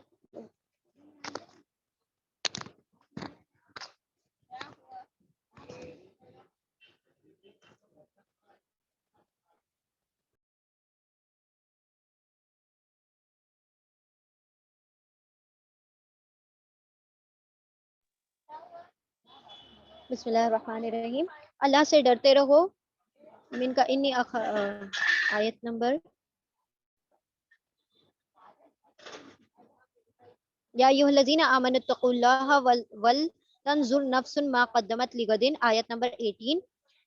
اور آیت نمبر 19. اور ان لوگوں کی طرح نہ ہو جاؤ، اللہ سے ڈرتے رہو، اللہ یقیناً تمہارے ان سب اعمال سے باخبر ہے جو تم کرتے ہو. ان لوگوں کی طرح نہ ہو جاؤ جو اللہ کو بھول گئے تو اللہ نے انہیں خود اپنا نفس بلا دیا. آپ حضرت علامہ اقبال رحمۃ اللہ علیہ سے پوچھا گیا کہ آپ نے یہ سارا جو شعر کے جو دیوان اور یہ سارا کچھ لکھ دیا ہے، یہ کس بنا پر لکھ دیا ہے، اور یہ خودی کا کانسیپٹ آپ کو سمجھ کیسے آیا؟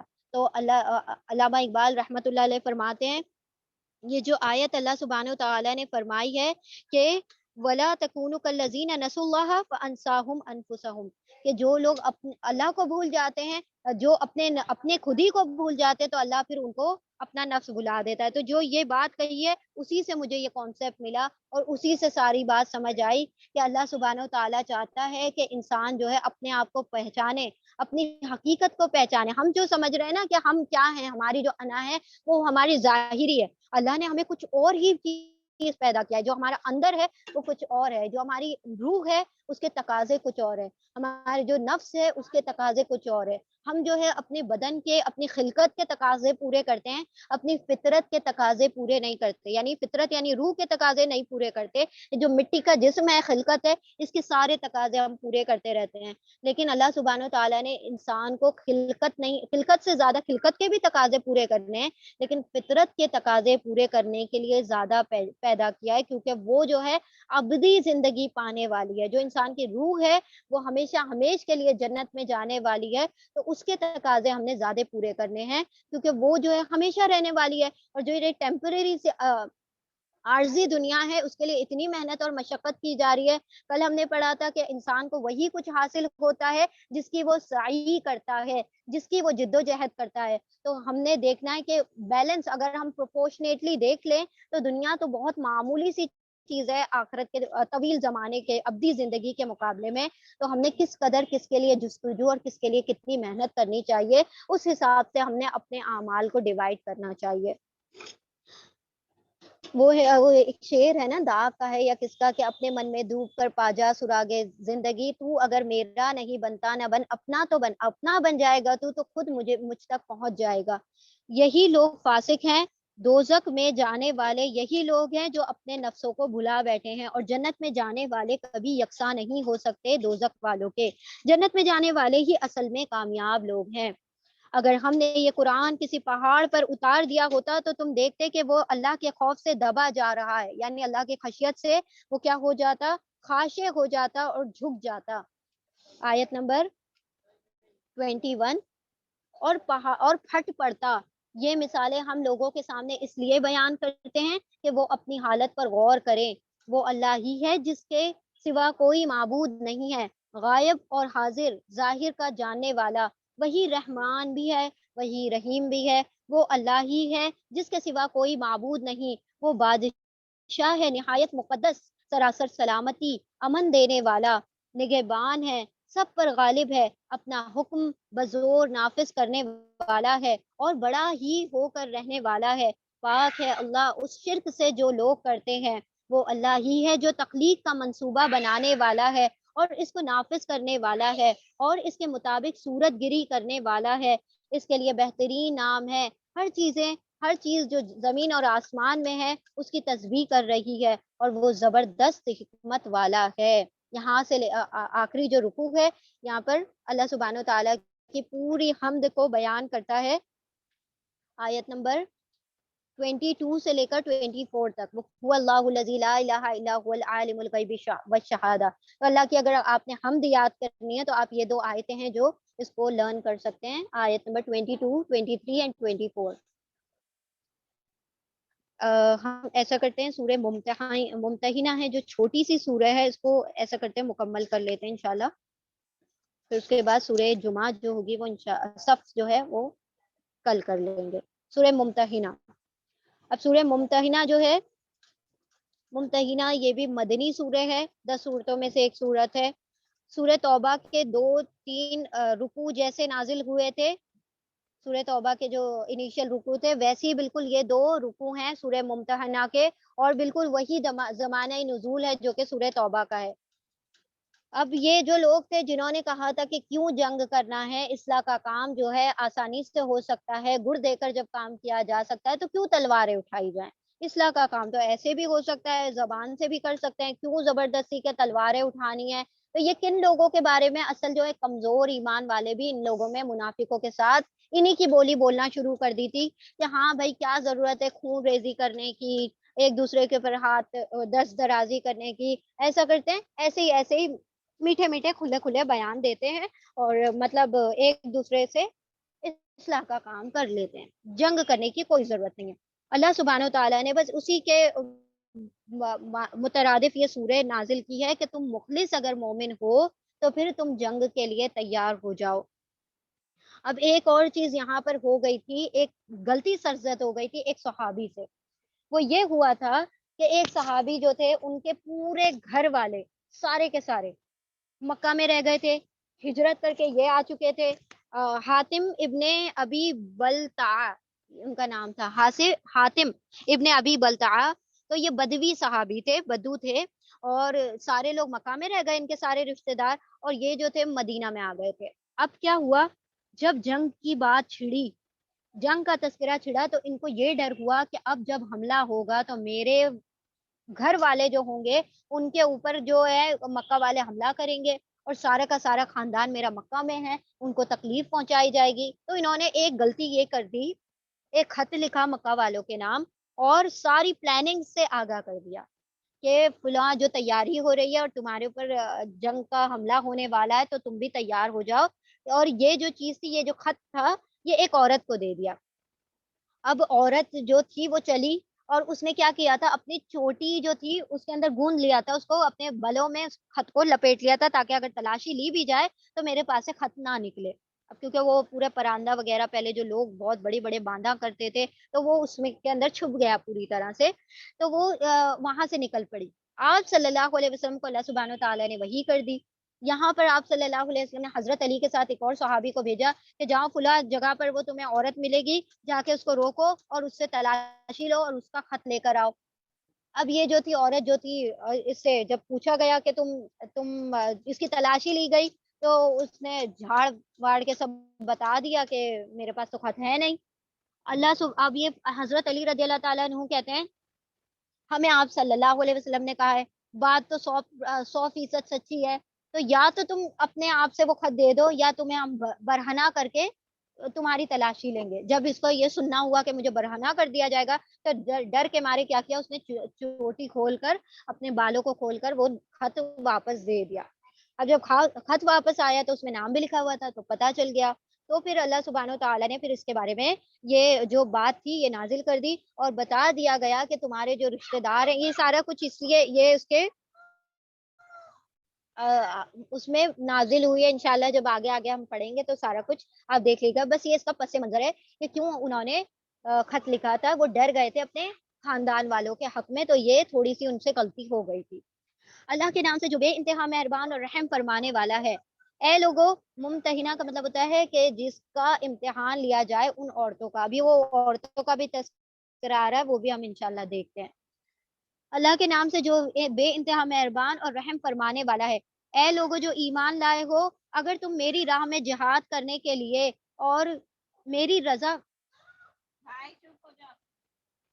اے لوگو جو ایمان لائے ہو، اگر تم میری راہ میں جہاد کرنے کے لیے اور میری رضا جوئی کی خاطر وطن چھوڑ کر گھروں سے نکلتے ہو تو میرے اور اپنے دشمن کو دوست نہ بناؤ۔ یعنی اب تم جب ہجرت کر کے نکل آ چکے ہو، تم دشمنوں کا ساتھ کیسے دے سکتے ہو؟ تو تم دشمنوں کا ساتھ اپنا ساتھی نہ بناؤ، دوست نہ بناؤ، تم ان کے ساتھ دوستی کی طرح ڈالتے ہو، حالانکہ جو حق تمہارے پاس آیا ہے اس کو ماننے سے وہ انکار کر چکے ہیں۔ یعنی تم ان کو دوست بنانا چاہتے ہو لیکن جو حق ہے قرآن کریم کا انہوں نے انکار کر دیا، نبی کا انکار کر دیا۔ تم چھپا کر ان کو دوستانہ پیغام بھیجتے ہو، حالانکہ جو کچھ تم چھپا کر کرتے ہو اور جو اعلانیہ کرتے ہو، ہر چیز کو میں خوب جانتا ہوں۔ یعنی کہ وہ جو ان سے غلطی ہو گئی تھی اللہ سبحانہ و تعالیٰ نے اس سے آگاہ کر دیا، تو آپ صلی اللہ علیہ وسلم نے پھر آگے کی تدبیر کی۔ جو شخص بھی تم میں سے ایسا کرے وہ یقیناً راہ راست سے بھٹک گیا۔ ان کا رویہ تو یہ ہے کہ اگر تم یہ قابو پا جائیں، تم پر قابو پا جائیں تو تمہارے ساتھ دشمنی کریں گے اور ہاتھ اور زبان سے تمہیں آزر دیں گے، یعنی کہ تکلیف پہنچائیں گے، یعنی کہ تم تو دوستی کا ہاتھ بڑھا رہے ہو ان کی طرف، لیکن اگر وہ کہیں تمہارے اوپر گھراؤ کر دیں گے تو تمہیں بھی نہیں چھوڑیں گے، چاہے تم نے کیا کیا ہو، ان کی مدد کی ہو، وہ تمہیں بھی اس چیز کے زد میں لے لیں گے کہ تم پر دس درازی بھی کریں گے، تمہارے اوپر تلواریں بھی اٹھائیں گے، سب کچھ کریں گے، تم سمجھتے وہ دوست ہے لیکن وہ تمہیں دوست نہیں مانتے، وہ تو یہ چاہتے ہیں کہ تم کسی طرح کافر ہو جاؤ، قیامت کے دن نہ تمہاری رشتہ داریاں کسی کام آئیں گی، نہ تمہاری اولاد، یعنی جس رشتہ داری اور اولاد کے لیے تم ایمان والوں کی کیا کرتے ہو، خیانت کرتے ہو، تو اس دن تمہارے کوئی کام نہیں آئے گا، اس روز اللہ تمہارے درمیان جدائی ڈال دے گا اور وہی تمہارے اعمال کا دیکھنے والا ہے۔ تم لوگوں کے لیے ابراہیم اور اس کے ساتھیوں میں ایک اچھا نمونہ ہے کہ انہوں نے اپنی قوم سے صاف کہہ دیا، ہم تم سے اور تمہارے معبود سے جن کو تم خدا کو چھوڑ کر پوجتے ہو قطعی بیزار ہیں، ہم نے تم سے کفر کیا اور ہمارے اور تمہارے درمیان ہمیشہ کے لیے عداوت ہو گئی اور بیر پڑ گیا۔ اب دیکھیں ابراہیم علیہ السلام کا کیوں واقعہ بتایا جا رہا ہوگا، کیونکہ انہوں نے کس کے لیے کیا تھا، اپنے رشتہ داروں ہی کے لیے تو کیا تھا کہ میرے رشتہ دار کو کسی نہ کسی کا خوف، کسی نہ کسی طریقے سے وہ مکہ والے تکلیف پہنچائیں گے، تو ذرا ابراہیم کو یاد کرو، لوط علیہ السلام جو ان کے ساتھ گئے تھے اور ان کی بیوی جو نکلے تھے ہجرت کرنے والے تھے، وہ بھی تو اپنے گھر والوں کو چھوڑ کر گئے تھے، ان کو تو ان کے گھر والوں نے جلا وطن کر دیا تھا، تمہیں بھی ایسے ہی کیا گیا، لیکن وہ تو کافروں کے حق میں اتنے نرم نہیں ہیں، وہ تو کس چیز کے، ایمان کو زیادہ ترجیح دیتے ہیں اپنے رشتہ داروں پر۔ جب تک تم اللہ واحد پر ایمان نہ لاؤ گے اور اپنے باپ سے یہ کہنا اس سے مستثنا ہے کہ میں آپ کی سوری جن کو تم خدا کو چھوڑ کر پوچھتے ہو وہ قطعی میں ان سے بیزار ہوں۔ ابراہیم علیہ السلام جب یہ بول کر نکلتے ہیں ہم نے تم سے کفر کیا اور ہمارے اور تمہارے درمیان ہمیشہ کے لیے عداوت اور دشمنی ہے، یعنی کہ جب تم کافر ہو تو ہمارا تمہاری کوئی رشتہ داریاں نہیں ہیں، رشتہ داریاں ہوں گی تو ایمان کی بنا پر ہوں گی، تم ایمان والے تو ہم تمہارے رشتہ دار، اگر تم ایمان والے نہیں ہو تو ہم تمہارے کوئی رشتہ دار نہیں ہیں۔ اور بے اور بیر پڑ گیا، جب تک تم اللہ واحد پر ایمان نہ لاؤ تب تک ہمیں اور تم میں کوئی رشتہ داریاں نہیں، مگر ابراہیم کا اپنے باپ سے یہ کہنا کہ اس سے مستثنا ہے، یعنی کہ یہ ایکسیپشن میں ہے کہ میں آپ کے لیے مغفرت کی درخواست ضرور کروں گا اور اللہ سے آپ کے لیے کچھ حاصل کر لینا میرے بس میں نہیں ہے۔ اور ابراہیم اور اصحاب ابراہیم کی دعا یہ تھی کہ اے ہمارے رب، تیرے ہی اوپر ہم نے بھروسہ کیا اور تیری ہی طرف ہم رجوع کرتے ہیں اور تیرے ہی حضور ہم کو پلٹنا ہے، اے ہمارے رب ہمیں کافروں کے فتنے سے بچا لے۔ یہاں پر دعا ہے آیت نمبر 4 اور 5 میں، ربنا علیک توکلنا و الیک انبنا و الیک المصیر ربنا لا تجعلنا فتنة للذین کفروا واغفر لنا ربنا انک انت العزیز الحکیم۔ آیت نمبر 4 اور 5 سورہ ممتحنہ کی دعا ہے ابراہیم علیہ السلام کی۔ اب یہاں پر یہ بتایا گیا کہ ابراہیم علیہ السلام جب اپنے باپ کو کہہ کر نکلے تھے کہ میں تمہارے حق میں دعا کروں گا کہ اللہ تمہاری مغفرت فرما دے، لیکن اللہ سبحانہ و تعالیٰ نے فرما دیا کہ کافروں کے بارے میں مجھ سے مغفرت کا سوال نہ کرو، اس کے بعد سے ابراہیم علیہ السلام نے بھی پھر اس کی دعا نہیں کی، جس طریقے سے نوح علیہ السلام نے کیا تھا کہ اپنے بیٹے کے حق میں دعا کرنے لگے تھے، تو اللہ سبحانہ و تعالیٰ نے کہا کہ ظالموں کے بارے میں مجھ سے دعا نہ کرنا، کیونکہ وہ ظالم ہے اور اللہ کے نافرمان ہے، تو تم کیسے اس کے حق میں دعا کر سکتے ہو۔ تو نوح علیہ السلام نے بھی پھر کہا تھا کہ اللہ میں تجھ سے ایسی سوال کروں جس کا مجھے علم نہیں ہے، تو مجھے اس پر بخش دے۔ تو ہم نے وہ دعا وہاں پر دیکھ لی تھی، اے ہمارے رب ہمارے قصوروں کو معاف فرما دے، بے شک تو ہی زبردست اور دانا ہے۔ لقد کان لکم فیہم اسوۃ حسنۃ، وہاں پر ابراہیم میں تمہارے لیے ایک بہترین اسوہ ہے، بہترین نمونہ ہے، بہترین اگزامپل ہے کہ تم ان کو دیکھ کر اپنی زندگیوں کو سنوار سکتے ہو۔ آیت نمبر 6، انہی لوگوں کے طرز عمل میں تمہارے لیے اور ہر اس شخص کے لیے اچھا نمونہ، اچھا اگزامپل ہے جو اللہ اور روز آخر کا امیدوار ہو۔ اس سے کوئی منحرف ہو تو اللہ بے نیاز ہے اور اپنی ذات میں آپ محمود ہے، اللہ کو کسی کی ضرورت نہیں کہ بیٹھ کر اس کی تسبیحاں کرے، اللہ سبحانہ و تعالیٰ کو ضرورت نہیں ہے، ساری دنیا بھی اگر اس کی کافر ہو جائے تب بھی وہ اپنی ذات میں خود محمود ہے۔ بعید نہیں ہے کہ اللہ کبھی تمہارے اور ان لوگوں کے درمیان محبت ڈال دے جن سے آج تم نے دشمنی مول لی ہے، اللہ بڑی قدرت رکھتا ہے اور وہ غفور الرحیم ہے۔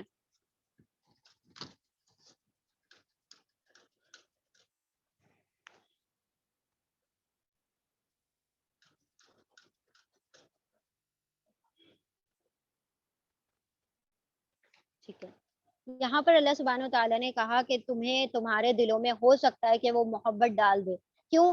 کیونکہ جب تم ان سے قطع تعلقی کرو گے اس بنا پر کہ تم ایمان والے نہیں ہو تو ہم تمہارے رشتہ دار نہیں ہیں، تو اللہ سبحانہ و تعالیٰ کیا پتا وہ اس ڈر سے کہ ہماری رشتہ داریاں ٹوٹ جائیں گی تو وہ ایمان بھی لے آئیں اور تم سے محبت ان کی بڑھ بھی جائے، تو اسی لیے اللہ سبحانہ و تعالیٰ نے روک دیا تھا کہ تم ایمان والے ہو تو پھر کافروں کے ساتھ کافروں کو اپنا دوست نہ بناؤ، کیا پتا ان کو کل کو احساس ہو جائے اور وہ بھی ایمان والے ہو جائیں اور تم میں آپس میں پھر محبت پیدا ہو جائے۔ اللہ تمہیں اس بات سے نہیں روکتا کہ تم ان لوگوں کے ساتھ نیکی اور انصاف کا برتاؤ کرو۔ کافر ہے اس کا یہ مطلب نہیں ہے کہ تم نے ہر وقت ان کے سر پر گردن پر چھریاں تان دینا ہے، بلکہ اس کا یہ مطلب ہے کہ تم ان سے ایمان کے تعلق سے جو باتیں ہیں اس سے تم دوری اختیار کرو گے، لیکن حسن سلوک تم اب بھی ان کے ساتھ کرو گے، جو معاملات ہے جو معاشرات ہیں وہ تمہارے ان کے ساتھ اب بھی درست ہونے چاہیے۔ جنہوں نے دین کے معاملے میں تم سے جنگ نہیں کی ان کے ساتھ حسن سلوک کرو، اور تمہیں تمہارے گھروں سے نہیں نکالا، یعنی انہوں نے تو نہیں نکالا تھا، کچھ جو کافروں نے نکالا تھا، جو مشرکان مکہ نے نکالا تھا، تمہاری دشمنی ان سے ہونی چاہیے، ان سے دشمنیاں نہ کرو، ان سے حسن سلوک کرو، حسن سلوک کے بنا پر بھی وہ ایمان لا سکتے ہیں۔ اللہ انصاف کرنے والوں کو پسند کرتا ہے، وہ تمہیں جس بات سے روکتا ہے وہ تو یہ ہے کہ تم ان لوگوں سے دوستی کرو جنہوں نے تم سے دین کے معاملے میں جنگ کی ہے، یعنی ایسے کافروں سے دوستیاں کرتے پھرو جو کفر پر ایک دم جم چکے ہیں، اڑے ہوئے ہیں، اور تمہیں تمہارے گھروں سے نکال بھی دیا ہے اور تمہارے اخراج میں ایک دوسرے کی مدد بھی کی ہے، ان سے جو لوگ دوستی کریں وہی تو ظالم ہیں۔ آیت نمبر 10، یا ایھا الذین آمنوا اذا جاء المؤمنات، اب یہ ان مومنات کے بارے میں تذکرہ کیا جا رہا ہے کہ کچھ ایمان والی عورتیں تھیں، جب وہ ایمان لے کر آ گئی تھی تو وہ ہجرت کر کے کیا ہو گیا، یہاں پر آ گئی، مدینہ آ گئی۔ اب ہو چکی تھی صلح حدیبیہ، جو کہ ہم نے پڑھ لیا تھا سورہ فتح میں، صلح حدیبیہ ہو چکی تھی۔ صلح حدیبیہ میں کیا لکھا گیا تھا کہ اگر ہمارا مکہ کا کوئی شخص مدینہ آیا تو آپ اس کو لوٹا دیں گے، اور اگر مدینہ سے کوئی مکہ آیا تو ہم اس کو نہیں لوٹائیں گے، یہ ان کی ٹریٹی تھی، یہ سائن کر دی تھی آپ صلی اللہ علیہ وسلم نے۔ اب یہاں سے کچھ عورتیں، چند عورتیں جو تھیں ایمان لے کر وہاں پر پہنچ گئی، آپ صلی اللہ علیہ وسلم کے پاس کچھ لوگ آ گئے کہ بھائی وہ جو عورتیں لوٹ کر آئی ہیں ان کو واپس کر دو۔ آپ صلی اللہ علیہ وسلم نے فرمایا، اس کے اندر رجال لکھا گیا تھا، رجال کا مطلب ہوتا ہے مرد، مردوں کا تذکرہ تھا، مرد لوٹائے جائیں گے، عورتیں لوٹائی نہیں جائیں گی، تو اس طریقے سے پھر ان عورتوں کو لوٹایا نہیں گیا، کیونکہ اگر عورتوں کو لوٹا دیا جاتا تو پھر وہ ظلم اور جبر کر کے ان کے ایمان سے ان کو پھیر دیتے، تو یہ ان کے بارے میں اللہ سبحانہ و تعالیٰ نے ذکر کیا ہے۔ اور پھر وہ ان عورتوں نے ایک ایک کر کے پھر آپ صلی اللہ علیہ وسلم سے بیعت لی، اور پھر وہ ساری کی ساری ایمان میں داخل ہو گئی اور پھر ان کو دوبارہ سے لوٹایا نہیں گیا۔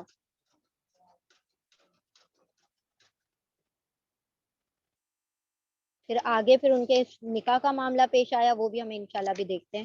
بسم اللہ الرحمن الرحیم، کہاں چلا گیا؟ اے لوگو جو ایمان لائے ہو، جب مومن عورتیں ہجرت کر کے تمہارے پاس آئیں تو ان کے مومن ہونے کی جانچ پڑتال کر لو، کہیں ایسا نہ ہو کہ کوئی اس میں جاسوس ہو، کوئی ان میں سے نکل کر کوئی خبری ہو جو مخبری کر دے، ایسا نہیں ہونا چاہیے، تو تم پہلے ان کے ایمان کی جانچ پڑتال کر لو، اور ان کے ایمان کی حقیقت تو اللہ ہی بہتر جانتا ہے، پھر جب تمہیں معلوم ہو جائے کہ وہ مومن ہے تو انہیں کفار کے پاس واپس نہ بھیجو، نہ وہ کفار کے لیے حلال ہیں نہ کفار ان کے لیے حلال ہیں، ان کے کافر شوہروں نے جو مہر ان کو دیے تھے وہ انہیں پھیر دو، اور ان سے نکاح کر لینے میں تم پر کوئی گناہ نہیں ہے جبکہ تم ان کے مہر ان کو ادا کر دو، مطلب یہ کہ ان کے کافر شوہروں کو ان کے جو مہر واپس کیے جائیں گے وہی ان عورتوں کے مہر شمار نہ ہوں گے، بلکہ اب جو مسلمان بھی ان سے کسی عورت سے نکاح کرے گا تو وہ اپنا مہر جو ہوگا وہ الگ طور سے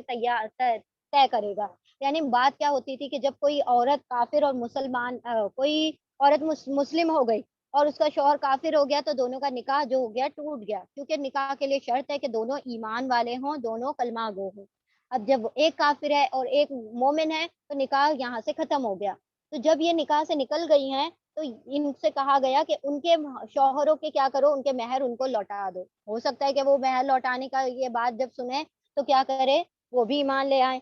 یا یہ بھی ہو سکتا ہے کہ وہ اپنے مہر رکھ لیں لیکن وہ عورتیں آزاد ہو جائیں گی، پھر تم ان سے نکاح کر سکتے ہو، لیکن مہر تم وہ دو گے جو تم طے کرو گے، نہ کہ وہ جو ان کے پہلے طے ہو چکے تھے وہ مہر تم نہیں دو گے کہ اگر کم ہے تو میں اسی کو طے کر لوں. ایسا نہیں ہے.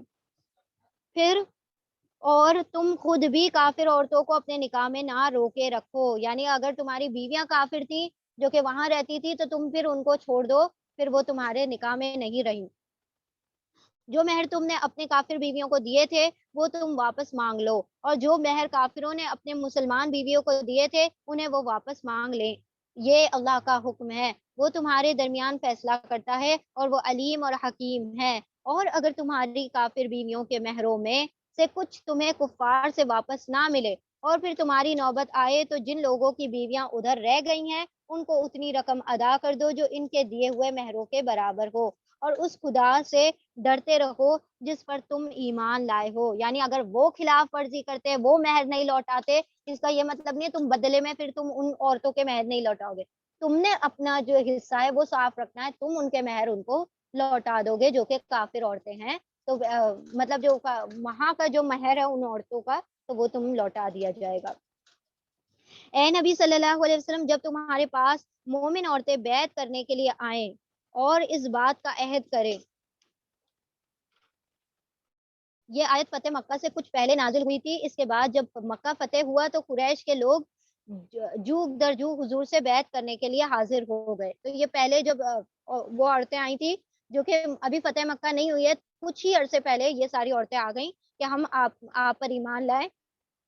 آپ صلی اللہ علیہ وسلم نے مردوں سے کوہ صفا پر خود بیعت لی اور حضرت عمر کو اپنے طرف سے مامور فرمایا کہ وہ عورتوں سے بیعت لے لیں اور ان باتوں کا اقرار کرائیں جو اس آیت میں بیان کی گئی ہیں. پھر مدینہ واپس تشریف لے جا کر آپ صلی اللہ علیہ وسلم نے ایک مکان میں انصار کی خواتین کو جمع کرنے کا حکم دیا اور حضرت عمر رضی اللہ تعالی عنہ کو ان کی بیعت کے لیے مامور کر دیا. یعنی پھر وہ حضرت عمر جو تھے عورتوں سے بیعت لے رہے تھے اور آپ صلی اللہ علیہ وسلم نے مردوں سے کوہ صفا پر بیعت لے لی.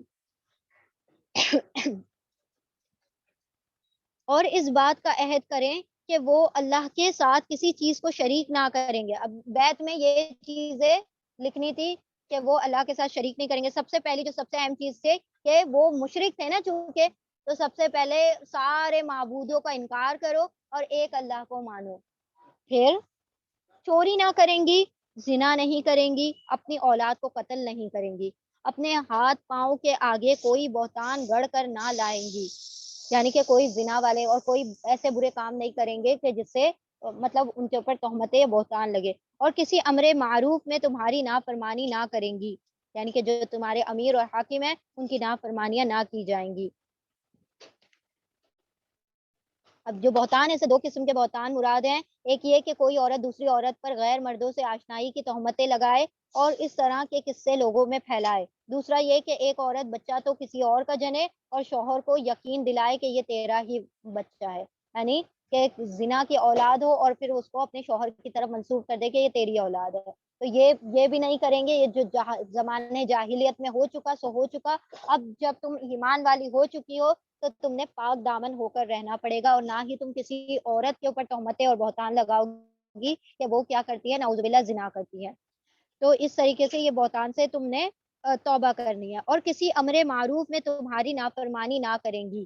اس مختصر سے فرقے میں دو بڑے اہم قانونی نکات بیان کیے گئے ہیں کہ ایک یہ کہ نبی صلی اللہ علیہ وسلم کی اطاعت پر بھی بھلائی میں اطاعت کی قید لگائی گئی ہے، حالانکہ حضور صلی اللہ علیہ وسلم کے بارے میں اس امر کے کسی ادنا شبہ کی گنجائش بھی نہ تھی کہ آپ صلی اللہ علیہ وسلم کبھی برائی کا حکم بھی دیتے. یعنی کہ آپ صلی اللہ علیہ وسلم تو ہمیشہ ہی بھلائی کا حکم دیں گے لیکن آپ صلی اللہ علیہ وسلم کے ہر حکم کو وہ مانیں گی. اس سے خود بخود یہ بات واضح ہو جاتی ہے کہ دنیا میں کسی مخلوق کی اطاعت قانون خداوندی کے حدود سے باہر جا کر نہیں کی جا سکتی. یعنی سب سے پہلے اللہ اور اس کے رسول کا قانون چلے گا، اس کے بعد سارے حکم جو ہوں گے اس کے تابع ہوں گے. کیونکہ جب خدا کے رسول تک کی اطاعت معروف کی معروف کی شرط سے مشروط ہے تو پھر کسی دوسرے کا یہ مقام کہاں ہو سکتا ہے کہ اسے غیر مشروط اطاعت کا حق دے دیا جائے، اور اس کے کسی ایسے حکم یا قانون یا ضابطے اور رسم کی پیروی کی جائے جو قانون خداوندی کے خلاف ہو، یعنی کہ جو شریعت کے خلاف چیزیں ہیں ان سب کا قلع کما کر دیا جائے گا، ان سب کو ختم کیا جائے گا، صرف اور صرف شریعت خداوندی چلے گی۔ دوسری بات جو آئینی حیثیت سے بڑی مطلب کانسٹیٹیوشنل حیثیت سے دیکھ، اس آیت میں 5 منفی احکامات دینے کے بعد مثبت حکم صرف ایک ہی دیا گیا ہے، یعنی کہ یہ نہیں کرو، یہ نہیں کرو، یہ نہیں کرو، اور پھر چھٹا حکم جو ہے یہ کرو، یعنی کہ وہ مانو، اور وہ یہ کہ تمام نیک کاموں میں نبی صلی اللہ علیہ وسلم کے احکام کی اطاعت کی جائے گی۔ جہاں تک برائیوں کا تعلق ہے، وہ بڑی بڑی برائیاں گناہ گنا دی گئی ہیں جن میں زمانے جاہلیت کی عورتیں مبتلا تھیں، یعنی کہ چوری کرنا، زنا کرنا، بہتان لگانا، یہ 5 برائیاں تھیں جن کو گنا دیا گیا کہ یہ ساری چیزیں تم نہیں کرو گی، جو کہ عام طور پر وہ اس معاشرے میں عام تھی۔ لوگ وہاں پر ڈاکہ ڈالنا اور چوری کرنا یہ کوئی بڑی بات نہیں ہوا کرتی تھی، بلکہ ان کا لوگوں کا روزگار ہی اسی پر چلا کرتا تھا۔ تو اسی جب شوہر ہوگا وہی کمائی وہ کھلائے گا تو عورتوں میں وہی چیزیں پیدا ہوں گی، وہ بھی پھر چوریاں کرتی تھی۔ تو اللہ سبحانہ تعالیٰ نے ان 5 بری چیزوں سے روک دیا گیا اور ان سے باز رہنے کا عہد لے لیا گیا، مگر جہاں تک بھلائی کا تعلق ہے ان کی کوئی فہرست نہیں دی گئی، یعنی یہ ایسے بڑی بڑی چیزیں بیان نہیں کی گئی کہ یہ تم کو کرنا ہے، بلکہ ہر کام جو کہ نیک ہوگا سب کو تم نے ماننا ہوگا، اور تم فلاں فلاں اعمال کرو گی، بلکہ صرف یہ عہد لے لیا گیا جس کام کا بھی جس نیک کام کا بھی تم کو حضور حکم دیں گے اس کی پیروی کرنا تم پر لازمی ہے، اس کی کوئی لسٹ تمہیں بتائی نہیں گئی ہے۔ تو اس طریقے سے ان عورتوں سے بیعت لے لی گئی۔ تو ان سے بیعت لے لو اور ان کے حق میں دعائے مغفرت کرو، یقیناً اللہ درگزر فرمانے والا ہے اور رحم فرمانے والا ہے۔ اے لوگوں جو ایمان لائے ہو ان لوگوں کو دوست نہ بناؤ جن پر اللہ نے غضب فرمایا ہے، جو آخرت سے اسی طرح مایوس ہے جس طرح سے قبروں میں پڑے ہوئے کافر مایوس ہوتے ہیں، یعنی جس طرح سے کافر جو ہوتے ہیں قبروں میں کیا ہوتا ہے کہ ان کے لیے نہ کوئی دعا کرنے والا ہے، کوئی مغفرت کی دعا کرنے والا ہے، نہ کوئی ان کے لیے کوئی صدقات کرنے والا ہے، نہ کوئی ان کے لیے کوئی دعا گو ہونے والا ہے، تو پھر جب ان کا کوئی خیر کا ذریعہ باقی نہیں رہا تو وہ مایوس پڑے ہیں قبروں میں۔ تو کافر بھی جو دنیا میں جو تھے، یہ جو مشرکان مکہ تھے، یہ بھی ایسے ہی مایوس ہوتے ہیں اللہ سے جیسے کوئی کافر ہے قبر میں پڑا ہوا جس کے عمل کا جو دار و مدار ہے وہ ختم ہو چکا ہو اور اس کے لیے کوئی دعا کرنے والا نہ موجود ہو، کیونکہ کافروں کے لیے دعا نہیں کی جا سکتی، دعائیں صرف ایمان والوں کے ان کی موت کے بعد کی جا سکتی ہیں۔ تو ہم مردوں کے لیے انہی مردوں کے لیے دعا کر سکتے ہیں جو کہ ایمان والے تھے، جو توحید پر مرے تھے۔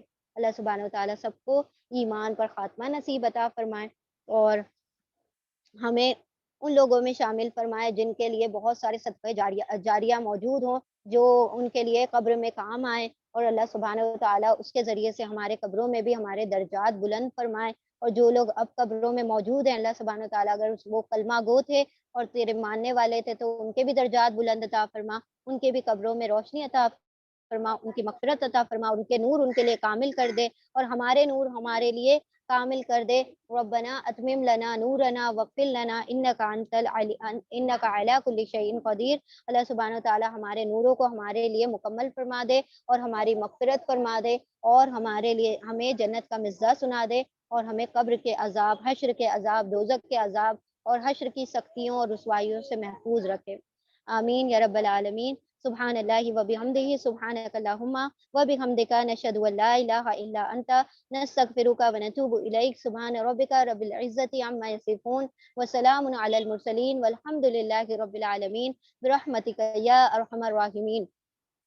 اللهم إنا نسألك الجنة الفردوس ونعوذ بك من النار، اللهم إنا نسألك الجنة الفردوس ونعوذ بك من النار، اللهم إنا نسألك الجنة الفردوس ونعوذ بك من النار، اللهم آنس وحشتي في قبري، اللهم ارحمني بالقرآن العظيم واجعله لي إماما ونورا وهدى ورحمة، وارزقنا تلاوته آناء الليل وآناء النهار واجعله لي حجة يا رب العالمين، اللهم ارزقني يتفكر وتدبر بما يتلوه لساني من كتابك والفهم له بمعانيه والنظر في عجائبه والعمل بذلك ما بقيت إنك على كل شيء قدير. بارك الله لي ولكم بالقرآن العظيم. اللهم نور قلوبنا بالقرآن وزين أخلاقنا بالقرآن ونجنا من النار بالقرآن وأدخلنا في الجنة بالقرآن. ربنا تقبل منا إنك أنت السميع العليم وتب علينا إنك أنت التواب الرحيم. وآخر دعوانا أن الحمد لله رب العالمین برحمتک یا ارحم الراحمین. اللہ سبحانہ وتعالیٰ اس قرآن کو ہمارے لیے جلا بنا دے. اللہ سبحانہ وتعالیٰ اس کے ذریعے سے ہماری زندگیوں کو، ہمارے اخلاق کو سنوار دے. اللہ سبحانہ وتعالیٰ اس قرآن کے ذریعے سے ہمیں جنت میں داخل فرما دے اور ہمیں دوزخ کے عذاب سے بچا لے. اللہ ہمیں اس قرآن کو ہمارا مونس بنا دے، ہمارا دوست بنا دے، ہمارا ولی، ہمارا صفات کرنے والا، اللہ سے حجت کر کے ہمیں جنت میں پہنچانے والا بنا دے. اللہ سبحانہ وتعالیٰ اس قرآن کو ہمارے حق میں حجت بنا دے، ہمارے خلاف حجت نہ بنا. اے اللہ تو اس پر عمل کرنے کی توفیق عطا فرما، اور جو عمل ہم کریں اللہ سبحانہ وتعالیٰ سے اپنی بارگاہ میں قبول عطا فرما. اللہم انا نسألک علما نافعا ورزقا طیبا وعملا متقبلا. سبحان ربک رب العزت عما یصفون وسلام علی المرسلین والحمد للہ رب العالمین برحمتک یا ارحم الراحمین. ربنا تقبل منا انك انت السميع العليم وتب علينا انك انت التواب الرحيم. اللهم صل وسلم على نبينا محمد صلی اللہ تعالی علیہ وسلم. آمین یا رب العالمین. جزاکم اللہ خیرا کثیرا. السلام علیکم ورحمۃ اللہ وبرکاتہ.